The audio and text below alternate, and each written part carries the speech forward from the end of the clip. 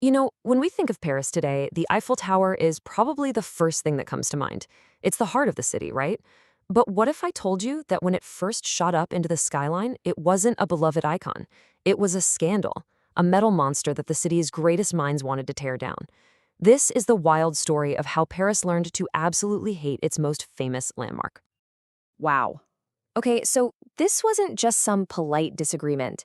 This was pure rage, printed in a major newspaper for everyone to see. It was basically a declaration of war from the entire artistic soul of Paris against what they saw as an industrial nightmare about to crush their beautiful city.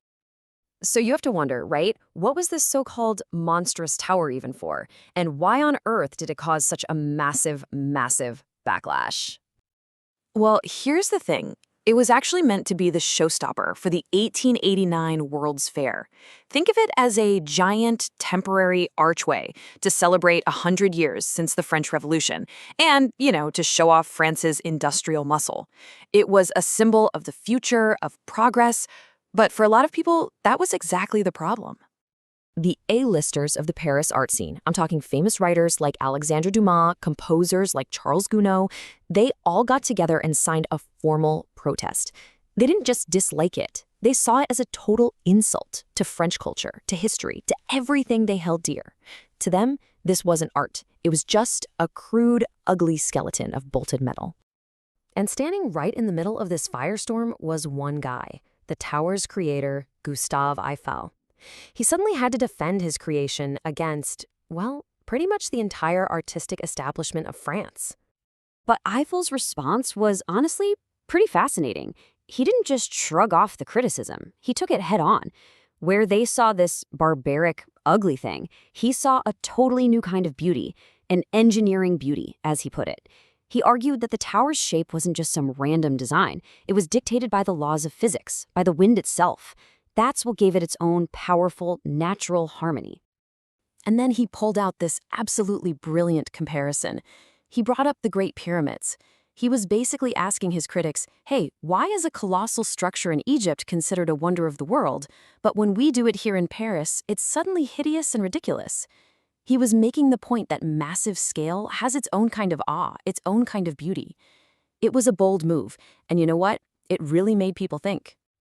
So beyond all the drama about art and beauty, there was this other, let's say, slightly more practical question. How in the world do you actually build a 300-meter-tall iron tower on the soft, muddy banks of the River Seine? Many people thought it was flat out impossible. Eiffel's team used this cutting-edge and pretty dangerous technique. For the two legs closest to the river, they sank these giant, airtight iron boxes deep into the mud.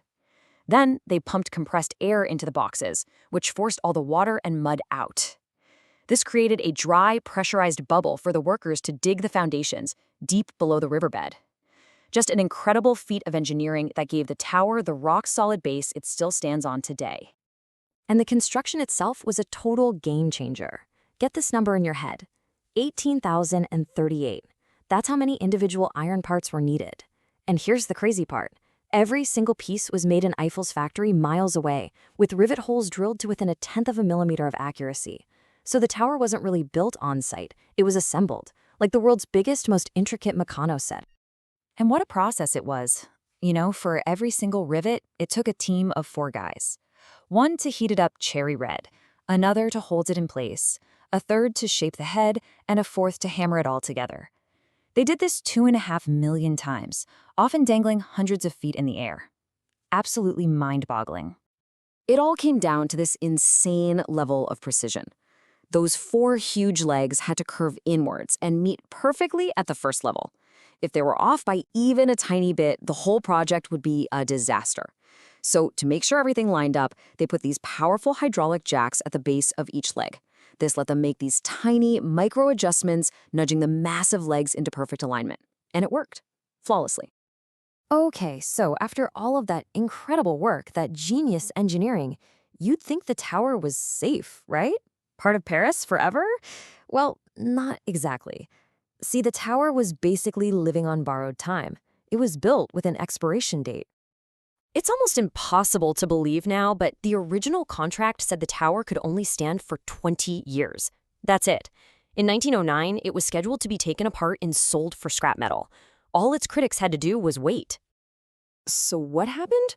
What could have possibly saved it from the scrapyard at the 11th hour? The answer, believe it or not, was science. Gustave Eiffel was a smart guy. Knowing his tower had a death sentence, he encouraged scientific experiments on it from day one. And its incredible height made it the perfect antenna. Just as its 20 years were almost up, this new invention, radio, came along. The tower found its true calling.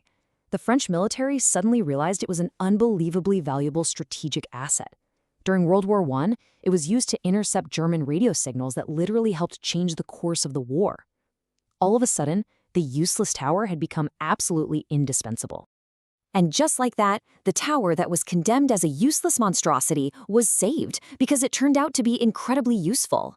This started its final and most ironic transformation, because once it had a clear function, people started to see a whole new kind of beauty in it. The controversy just faded away, and the people, they started showing up in droves. It was an instant hit with the public, and today, well, over 300 million people have visited, making the so-called Dishonor of Paris the most visited paid monument on the entire planet. How's that for a turnaround? And what about those harsh critics? Well, the best story has to be about the writer Guy de Maupassant. He was one of the guys who signed that fiery petition against the tower. But people started noticing he ate lunch in the tower's restaurant all the time. When somebody finally asked him why, he supposedly said it was the only place in all of Paris where he didn't have to look at the thing. A perfect, witty ending for a structure that went from being an outrage to becoming the absolute symbol of the city it was supposed to ruin.